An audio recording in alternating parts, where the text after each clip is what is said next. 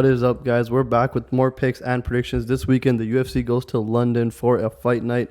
I think this fight night is actually pretty decently stacked. At least the main and co-main events are really good. We got Leon Edwards versus Sean Brady in the main event, and in the co-main event, we got the return of Polish power Jan Blachowicz and Carlos Ulberg, who's streaking up in the light heavyweight division right now. So, decent main and co-main. We got some okay fighters on the rest of the card. Some pretty fun fights to watch. And yeah, let's go into the betting recap for UFC Vegas 104 and then hop into the picks and predictions for this weekend. So to recap the bets for UFC Vegas 104, I'm glad to say we had a back-to-back clean sweep. We went 4 for 4 on bets at UFC Vegas 104. And the weekend before, we also went 6 for 6 clean sweep at UFC 313. So, it's been amazing 2 weeks for premium members. Let's hop into these 4 bets. We had Roman Dolidze at plus 116. I bet him all the way in February and tweeted that this line should be flipped. I kind of played myself because he went up to plus 140. So you guys probably got him a bit higher than I did. But, great performance by Dolidze. Clean win there. Then we also had Kevin Vallejos and Waldo Cortez in a 2-leg moneyline parlay. Vallejos did his thing, first round knockout, exactly what we expected. We wanted nothing less than that. And then Waldo Cortez Acosta, man, I was doing some digging, felt a little bit less confident, not because of what I taped, but just because of, sentiment online around Ryan Spann being a pretty live dog. But, stuck with the gut. That was our biggest play of the night. Well, we had 2 plays at 1.25 units. So one of our biggest plays of the night, Waldo Cortez Acosta goes in there, wins every single minute of that fight on Ryan Spann. The jab looks crisp. Looking pretty good in the heavyweight division right now, Salsa Boy. He gets that one done. We win that 2-leg parlay. I also had another 2-leg parlay on Roman Dolidze's plus 9.5 spread. These are alternative spreads you can find on DraftKings. So it's not the regular spread plus 3.5 or for 5-round fights. I think the regular spread is plus 5.5. No, you can kind of alternate the spreads. I went plus 9.5 just to be safe on Roman Dolidze because I was like, no way Roman Dolidze gets finished in this fight, and no way Vettori fully just kind of takes over in this fight. Even if Vettori squeaks out a win, I think the plus 9.5 is a super safe bet. He ends up doing that, and then Andre Lima, man, goes out there, gets a 3rd-round submission, destroys Daniel Barres every single round. Easy 2-leg, cashes in once again there. Then we had the Kurt Hollowell plus 5.5 spread. This was the bet that was the closest to missing, but it still came through. Kurt Hollowell plus 5.5. Once again, this is an alternative spread. So in a 3-round fight, what this means is that 2 judges have to give Kurt 1 round. If you played the regular spread at plus 3.5, you would have lost this 2-leg. But that's why we played a little bit safer, went plus 5.5 on the alternative spread. And I thought Kurt definitely won round 1. Apparently 0 judges gave him round 1 and 2 judges gave him round 2. I thought there was an argument he won round 2 as well. And round 2 is weird because, Fernandes had a bunch of control time as well. So I don't know. At the end of the fight, I thought the plus 5.5 was pretty clean. We did end up hitting it, but just barely. And then that was also partly the Luciano versus Hughes over 2.5 round line, which, came through women's fight. Ended up going all the way. There was a weird submission attempt in there that could have, busted that one. But 4 out of 4 great spots. Up 2.99 units, so, rounded up to 3 units on 3.5 units in, 3 units of straight profit, that is. And yeah, let's move on to the picks and predictions for UFC London, and let's do it again this week. And now, kicking off UFC London, we have Guram Kutateladze versus Kaue Fernandes in the opener. We have Guram at a minus 400 favorite here, and I'm going to pick Guram to win this fight. But, the line is a little bit wide for Guram. At the same time, it's hard for me to see him losing this matchup, so I guess you can say the line is correct, but it's kind of hard to fork up that kind of money for Guram, especially with the way we've seen him fight. Off that 2-loss skid, then he comes and fights Jordan Vucenic, who's higher up on this card, gets the win on Vucenic, but does get dropped early in round 1, I think, and then goes out there, wins rounds 2 and 3 to secure that decision. Kaue Fernandes, man, he's a clean, slick striker. One of those Brazilian fighters, good striking, decent takedown defense, and dangerous when it comes to the Brazilian jiu-jitsu. So one of those dangerous type of fighters in Kaue Fernandes, finish or nothing. I want to say, I don't think he's ever went to a decision or ever won a decision, in the UFC, that's for sure. And in his regional career, he's won 1 decision, but outside of that, it's been just straight finishes for Kaue Fernandes. So he is a finisher. And man, I don't think with Guram Kutateladze's durability, he does get wobbled here and there, but I just feel like it's going to be hard to finish Guram. And over 3 rounds, I think that Guram's skill is going to take over a little bit. I think he's a cleaner striker. I think he has a better gas tank out of the 3. And I think that, if this fight goes deeper, Guram will start doing better and better. So early rounds, this could be dangerous. Kaue is, like I said, a dangerous fighter, does have finishing potential, but at the end of the day, I think, Guram gets this one done. Line's a bit heavy to chalk up. I'll see if I do it. Haven't done it yet, but let's move on to the next bet. Up next, I'm going to keep this one fairly short. We got Nathan Fletcher versus Caolan Loughran, and I'm going to fade Caolan Loughran every single fight. Fuck this guy, Caolan Loughran. He has one win in the UFC, and that's to Angel Pacheco. Angel Pacheco lost his Dana White Contender Series fight, but, that was a war, and I think the UFC needed someone at short notice, so he hopped up and fought Loughran. Loughran ended up winning that fight. I bet on Loughran against Pacheco, and then I bet on Loughran against Jake Hadley, and man, Jake Hadley just absolutely went in there, just did way more, and Jake Hadley's so much smaller than Caolan Loughran. It was actually insane.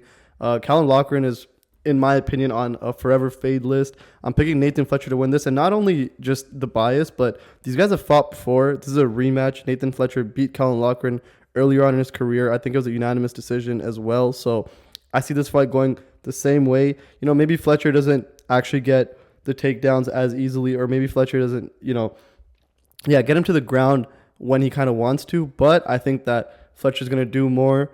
Fletcher's just going to be more active. Loughran's just going to let this one kind of slip away. His one UFC win is not a UFC caliber opponent, and yeah, that's kind of all I have to say for this one. Nathan Fletcher gets this done. It's a rematch. I think it goes like the first fight. Probably by, unanimous decision. The next fight is Shauna Bannon versus Puja Tomar. Let's be honest, none of us really give a shit who wins this fight, but, for the sake of it, I'm going to go ahead and pick Puja Tomar. I think that this is low-level women's MMA. You're better off going with the dog than you are with the favorite. I mean, at the end, can you realistically pick Shauna Bannon at 2-1 odds as a favorite? And can you, seriously put your hard-earned money down on that? There's no chance that you can actually go ahead and do that. So to anyone betting Shauna Bannon this weekend, good luck. I think you're better off playing blackjack. But at the end of the day, I mean, in this matchup, who the hell knows what's going to happen? I think Puja Tomar can sidekick her way to a win here.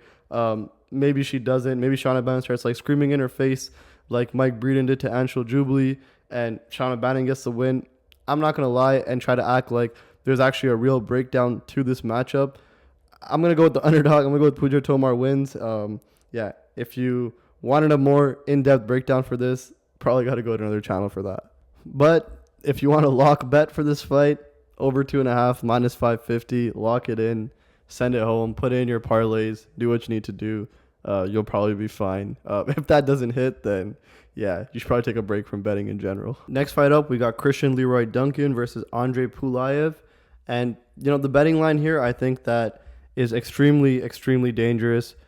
We have Christian Leroy Duncan. His money line is just super inflated for this fight. He's at minus 575 right now, which I think is absolutely insane. I don't think that's worth the price tag at all. I mean, Christian Leroy Duncan can definitely come out here and knock Pulyaev out, and I think that's actually his probably his best path to victory is pressuring Pulyaev early, knocking him out. But I think Pulyaev has clean, slick striking, can definitely keep it more crisp, probably less aggressive, and can't come with the same danger that CLD can probably pose to him. And Pulyaev has been knocked out and pressured on the feet before in his career by, I think, another really hyped up Russian kickboxer. And yeah, I just think that CLD has to kind of implement a similar game plan. Now, can he do that? I think he can. But can he do that at minus 500 odds? That's just absolutely insane to me. On the other side, Pulyaev can also wrestle. I don't know if he can kind of wrestle the same way Gregory Rodriguez did against CLD, but I think that that is in his back pocket. So if it does hit the ground, I think Pulyaev is going to be dictating the action. Now, also, if this fight goes into deeper waters, I think it can get dangerous for CLD if Pulyaev establishes a clean jab, kind of gets his timing, figures out his flow, and is not afraid of a CLD blitz. In that case, I think Pulyaev can, pose a bunch of problems to CLD. So I think, CLD by KO is probably the outcome that you're kind of looking for in this matchup. But the odds are insane. There's way too much risk. And because of that risk, man, I'm going to go ahead and pick Andrey Pulyaev to win this matchup. I think that he has more paths to victory, and I think it's actually a very 50-50 fight, in my opinion. And, CLD goes out there and knocks him out in round 1. I would think like, okay, yeah, that's his path to victory. That's exactly how he's going to go out there and win this fight. But at the end of the day, I think that, Pulyaev has the wrestling in his back pocket. He can establish his jab and kind of win this fight over 3 rounds. And unless CLD goes out there and knocks him out, which I think there's probably like a 50% chance he goes and does that, I think picking Pulyaev, in my opinion, is the smarter pick here, especially at plus 410. Yeah, for sure. Haven't played this line. I don't take this as me playing Pulyaev's line. This is just a pick. But yeah, Pulyaev's going to be the pick. Next fight up, we got Marcin Tybura versus Mick Parkin. I'm going to follow the trends of 2025. It's the trends of undefeated fighters losing that O, and I think Mick Parkin is next up on that list. We got Marcin Tybura, who, has fought the who's who of the heavyweight division. He is 39 years old, but 39 in the heavyweight division is different than 39 in the smaller divisions. I think that Tybura still looks decent. He's coming off that win against Jonata Deniz. And, Deniz, I think, is, a better striker than Mick Parkin for sure. Deniz does have a bigger hole in the grappling than Mick Parkin does. But on the feet, he poses a bigger threat. And, Marcin Tybura has the fight IQ, obviously. He's fought a ton of times. You do see him getting finished, but he's got knocked out by Tom Aspinall. But who hasn't Tom Aspinall knocked out? He got armbarred by Sergey Spivak. I don't think he's worried about any submissions against Mick Parkin. And then prior to that, obviously, he was finished like a bunch of times, but that was back in 2018, 2019. This is, much later than that. We're 6 years removed from that. So, his durability has not looked horrible. He did get kind of wobbled and dropped by Jonata Deniz, but was able to recover, was able to use his IQ, get Deniz to the ground, and just, absolutely dominate him on the ground. And in this fight against Mick Parkin, man, I think that in the striking, Mick Parkin probably is going to be a little bit more comfortable, but I just think Tybura has more ways to win. He can mix it up. He's got the experience on his side. So, I don't know. A bunch of things point to Tybura for me in this matchup. And at the same time, when it comes to the betting lines, super pick'em, I think Parkin was a dog for a little bit. Now Tybura is plus money. So, fluctuating lines, at plus money, I do think I'm picking a lot of underdogs here. But at the end of the day, I think that, Tybura can get it done. Like I said, all the signs to me kind of point towards him. Experience, ways to win, and yeah. So I'm going to go with Marcin Tybura in this matchup. I think that he probably gets this one done by decision. Maybe even some sort of weird submission in there. All right, up next, we got Loughran Kavanagh versus Felipe dos Santos. I'm going to go with Loughran Kavanagh to win this matchup. I love Felipe dos Santos, man, and I love shoot box fighters in general, so I'm always kind of biased towards shoot box fighters, but I have to pick against Felipe dos Santos, and it's just his fight IQ, one, and his takedown defense is just, absolutely atrocious. Like, when he goes in there, he just clearly gives up, different parts of the fight so easily, and he's had a 3-fight UFC career so far. His debut was on short notice, I think, to Manel Kopp, so pretty intense debut, and he's game on the feet, and you're going to see these shoot box fighters, man. They're going to be game on the feet. They're going to bite down on the mouthpiece. They're not going to just let you stand in front of them and just, like, run away with the fight, especially in the striking department. They're going to throw. They're going to be game. They're going to come at you, and you're going to see that being a pretty big constant in most shoot box fighters, and I'll tell you why that kind of matters moving forward in this breakdown. But, yeah, Manel Kopp, and a lot of people say that's, like, Manel Kopp's, like, one of his worst performances because he did win that fight by decision, but Felipe dos Santos was there the entire time, putting in work, and obviously coming in on short notice as a UFC debut. People are like, holy shit. That's not the best look for Manel Kopp, but like I said, shoot box fighters, man, they're going to do that. Then he fights Victor Altamirano, and, it's a pretty big drop-off in competition from Manel Kopp to then fight Victor Altamirano. He wins that fight by split decision, and I personally did agree that he won that fight. A lot of people think that he actually won that by robbery. But Altamirano in that fight, man, took him down like 8 times. Felipe dos Santos showed barely any urgency. He ended up like getting up at, just enough time to do just enough damage where, he kind of squeaked out the decision. Going into the decision, I had a bet on him because, like I said, he did decent against Kopp. It's a pretty big drop-off in competition. I had a bet on Felipe dos Santos in this fight. And yeah, going into the decision, man, I was not super confident. I did think damage-based scoring, he did win. But control time, it gets weird when it comes to the judges. And Victor Altamirano, man, was able to take him down 8 times in that fight. I think it's absolutely ridiculous. And yeah, he just didn't show super like urgency to kind of get up and get things going in that matchup, which I didn't love. And then he fights Andrey Lima. Once again, Andrey Lima known to be a pretty good kickboxer. Now you see Andrey Lima kind of put it together. So this breakdown is going to sound interesting because he just came off that submission win to Daniel Barras. But I mean, prior to this fight, before going to the Felipe dos Santos fight, Andrey Lima was going in as, this hyped up kickboxer. And Felipe dos Santos did the same thing. Super game on the feet, is in front of his face, throwing hard, just being there and keeping the fight close. And then he kind of goes for some like shit takedowns, doesn't get them. And then he just lets Andrey Lima trip him, throw him onto the ground, and he just ends the round on his back. He just keeps, Andrey Lima goes out there, I think in the third round, just straight up just wrestles Felipe dos Santos. He's like, oh, this is much easier than even striking with this guy. And I say all of this to just say that Loughran Kavanagh has decent fight IQ. He has fast hands, crisp striking, and I don't think any of that actually matters because Felipe dos Santos has good enough striking to keep up with Loughran Kavanagh.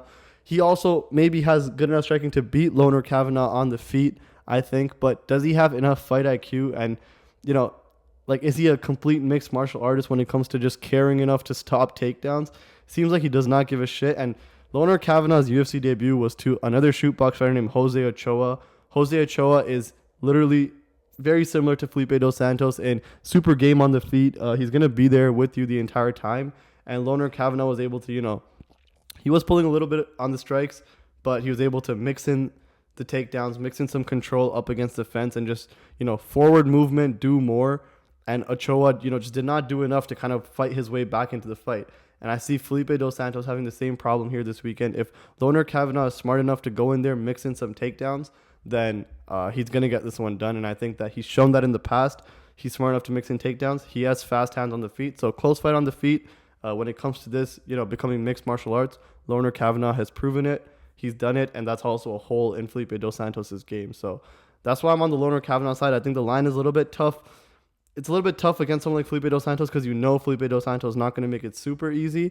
But if Loughran Kavanagh does exactly what he needs to do, if he's watched the tape against this guy, he's going to come in here and know exactly the path to victory. Next up, we got Jai Herbert versus Chris Padilla. This line has also been fluctuating like crazy. Not like crazy, but Chris Padilla opened up as a pretty big underdog. And yeah, now he's kind of just closing in to pick him. He probably will be kind of the slight favorite going into this on fight night. But, I'm going to go with Chris Padilla to win this matchup. I think Chris Padilla has proven to us that he's super game. He's ready for UFC level comp. I think someone like Jai Herbert has clear holes in his game, and someone like Chris Padilla is exactly what you want in an underdog. He's gritty. He will move forward. He will have high volume, higher volume than his opponent for sure. And in this matchup with Jai Herbert, who's known to have a little bit of low volume, Chris Padilla, definitely the higher volume guy here, can mix it up. Jai Herbert does have some holes in his ground game. Chris Padilla, when he does shoot takedowns, can be fairly explosive, should be able to get them. So I'm going to go with Chris Padilla, man. More paths to victory, can mix this one up, has more volume, has more grit. I think also has better durability as well. Jai Herbert is probably the cleaner, slicker striker, but hey, man, this mixed martial arts, I think Chris Padilla knows when he needs to, get in there, make the fight dirty, not let it look pretty. I think he can go ahead and do that. We've seen him come as a dog and, cash in for us in the past. So maybe I'm a little bit biased, but I'm going to go with Chris Padilla all the way here. And let's move on to the next one. The next fight on the card, we have Nathaniel Wood versus Morgan Charriere. And I'm a pretty big fan of Morgan. I am going to pick him to win this matchup as well. But the one thing with Morgan Charriere here is the fact that, he is French and this is in London and Nathaniel Wood is English. So I don't know if there's going to be some bullshit on the judges' scorecards for this matchup. But when you just keep it to fighting, when we keep it to mixed martial arts, I think Charriere has, the potential to win this matchup. He's coming off that knockout win against Gabriel Miranda, but prior to that, he had a fight against Chepe Mariscal that he lost by split decision, and that's aging super well. He was super game with Chepe in that fight. That fight went everywhere. It's a Chepe fight. You're going to have action on the feet. You're going to have action on the ground. You're going to be really tested against Chepe Mariscal as a full, complete mixed martial artist, and I think Charriere did that. I think Charriere actually won that fight, and Mariscal is just on an absolute tear. So, Mariscal loses that split decision to him, and I think that's pretty good look for Morgan going into this matchup. I think Nathaniel Wood is very similar, good striker, can mix it up as well. So, both these guys are kind of bringing in a very well-rounded skill set to each other. I just think that Charriere is better, proven to be better, at least with that, Chepe Mariscal fight I really do like. Outside of that, Nathaniel Wood fought Naimov, lost that fight against Naimov, and I think Morgan can get this one done. Like I said, could be some BS on the scorecards. The French versus the English in London. They might do some BS if this is close.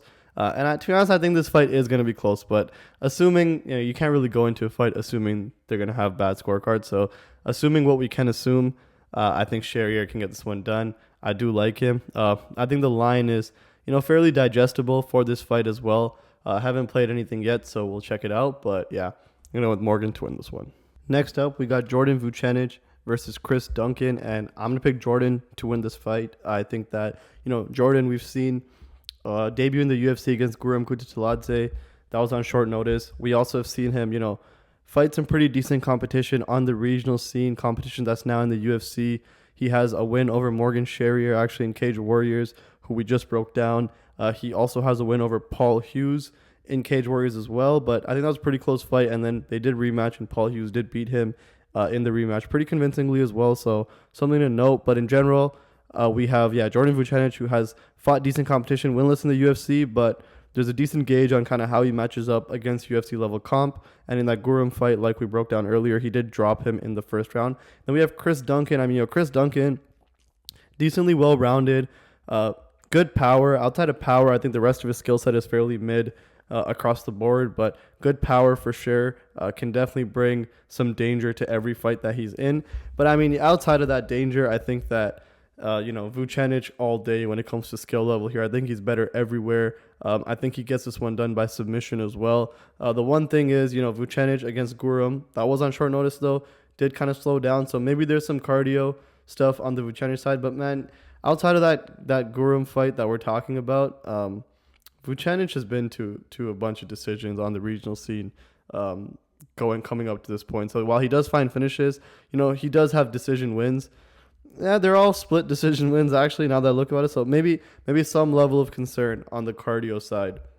But I haven't seen him fade extremely hard. Nothing that I've taped shows that he kind of fades super hard. But he can fade a little bit. I think Duncan is durable outside of, the submissions, obviously. But I think Vucenic does go out there, find a submission. And even if he doesn't, I don't think he fades hard enough to lose the decision. So I'm going to go with Jordan to win this fight. I think the price tag, it is what it is. I think it's decent. Potentially playable for a parlay as well. And yeah, let's move on to the next one. All right, up next we got Molly McCann versus Alexia Thainara. Pretty sad matchup for the main card, but Molly McCann had some hype to her prior to getting fed to Erin Blanchfield. That's when Erin Blanchfield had a bunch of hype as well, and lost a couple fights in the UFC, coming off that loss to Bruna Brazil. Not the best look, losing to Bruna Brazil, and now she's up against Alexia Thainara. Good record, 11-1, coming off a Contender Series win, which I think was pretty clear win for her, unanimous decision. And yeah, now she's fighting Molly McCann in London. And look, I know Molly McCann is absolutely trash. I know Alexia Thainara, she's Brazilian. She has a good record, 5-0 in her last 5 fights, 11-1 record overall. And then you see Molly McCann, 14-7. You can kind of look at the optics of this, but I'm going to go pick Molly McCann, and I just think that Alexia Thainara, does she have kind of the KO power in her arms? No, I don't think she does. She does have really good submissions. That's the one thing she has on Molly McCann, but I'll tell you why, kind of hesitant to think that she can go pull off that submission against McCann. I think McCann's physically strong. I think that also, McCann might get taken down once or twice in this fight, but I don't think she gets held down, even if she does get taken down. So, Thainara, I think by submission is probably a decent thing you could probably play, but I'm going to pick McCann. I think that on the feet, Thainara will hit her, but McCann will just bully her way into winning exchanges on the feet just by eating a shot and throwing a bigger one.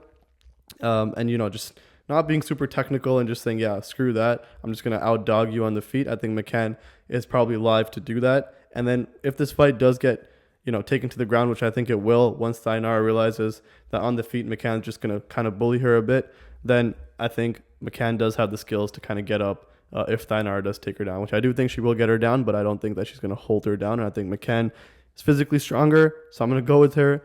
Not betting this. 99% I'm not betting this. I haven't played it yet. Maybe that talk just convinced me, but no, realistically, I'm not going to bet this fight.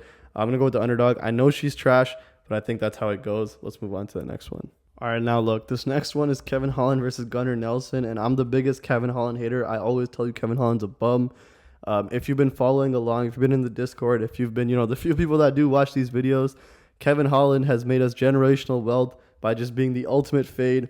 Faded him when he fought Kutateladze, faded him when he fought DeRitter, faded him when he fought MVP, faded him when he fought Jack Della Maddalena. Funnily enough, I actually did take him when he fought Mikel. But at the end of the day, in this one, I'm going to pick him. I'm the biggest hater. I know he's a bum, but I think he beats Gunnar Nelson. I think he's due for one of his actual performances. And I have a pretty good gauge on Kevin Holland, I like to think. In his last 5 fights, I've bet all of them, and I've hit them all. So Kevin Holland has made me generation wealth, mostly by being a bum and being the ultimate fade. But I think from time to time, he can get a win. And I think Gunnar Nelson hasn't fought since 2023. We're kind of seeing what layoffs have been doing to fighters.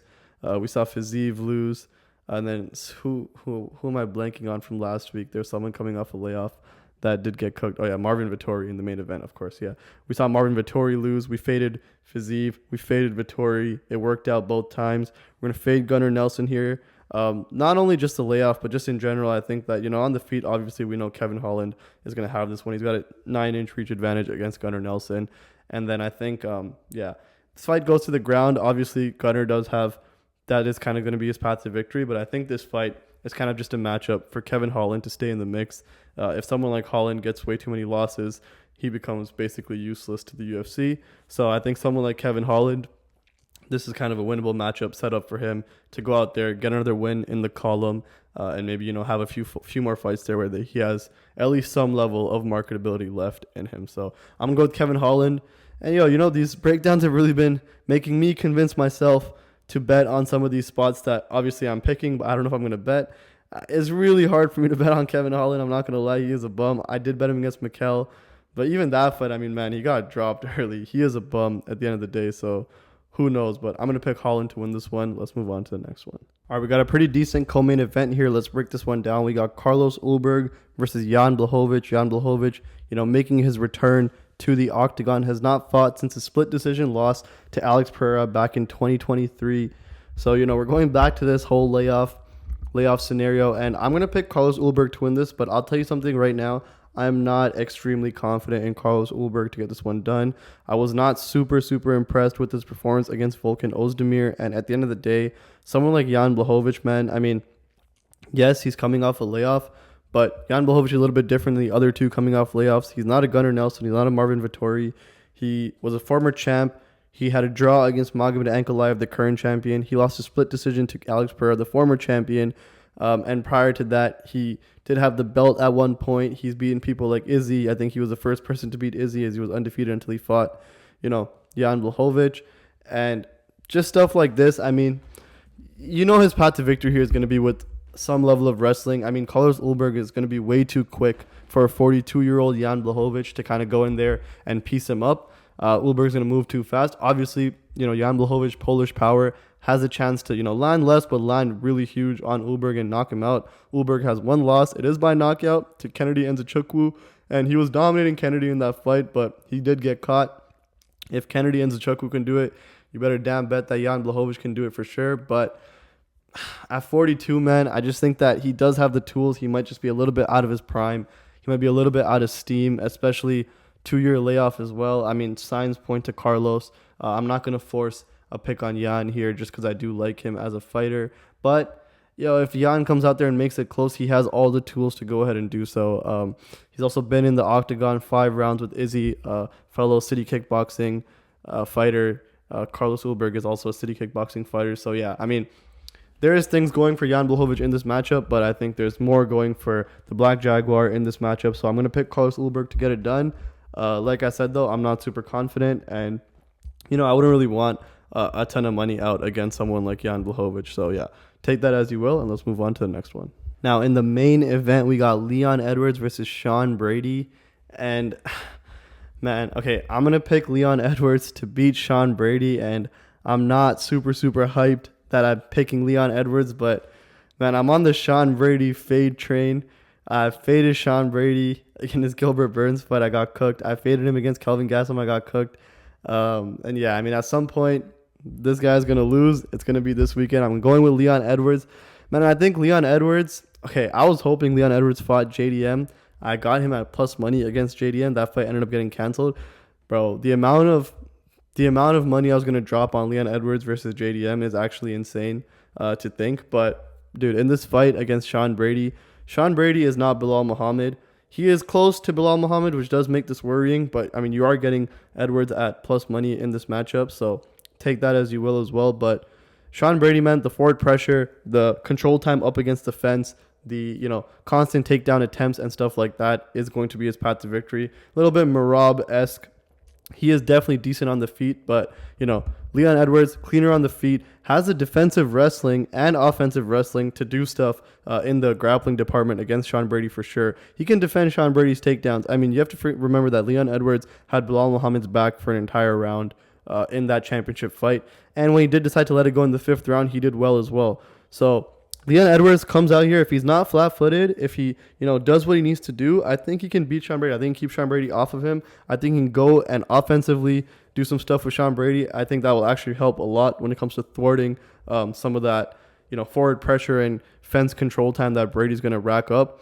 And there's also the chance that, Edwards can catch Brady. Edwards does have the tools at least over 25 minutes to catch him with something good, something that hurts him, and something that could change the tide of this entire fight. So I'm going to lean Leon Edwards to do that to Sean Brady. But at the end of the day, I mean, if you're on the Brady side and Brady goes out there, does a bunch of pressure wrestling, does decent on the feet, obviously with the threat of the wrestling being there, and, presses Leon up against the fence, Leon just doesn't do enough. I would not be insanely surprised if that does happen. But Leon Edwards is going to be my pick. I think if he locks in, he has the tools to get it done. And yeah, that does it for all the picks and predictions for UFC London. All right, guys, that wraps it up. And right before we cut this off, I just want to let you guys know, be sure to check out our premium bets if that's something you're looking for. It's basically every single week we upload our bets for UFC. Throughout the week, every time I place a bet, I upload it. I ping the Discord. So join up on premium, join the Discord. DM our admin in the Discord. Let us know that, you're on premium and you joined. We'll give you the right roles and stuff so you get a notification anytime a new bet goes up. It's on kopicks.win. It's $20 a month. And yeah, like I said, that comes down to basically $5 a card. If there's 4 cards in the month, there's 4 weekends. Obviously, sometimes there's a break, but right now we're on this long streak of a UFC card every single Saturday. So $5 a week basically to check out our bets. We clean sweep on bets last card. We clean sweeped on bets the card before. So we've been doing really well on premium. Check it out. Like I said, $20 a month on kopicks.win. Let me know if you have any questions about how it works. Once you sign up, you can basically see our bets directly on the website. If that's something you're interested in, definitely join up. But our Discord is free. It's basically a community, basically a group chat for all of us to kind of kick up in and, talk UFC.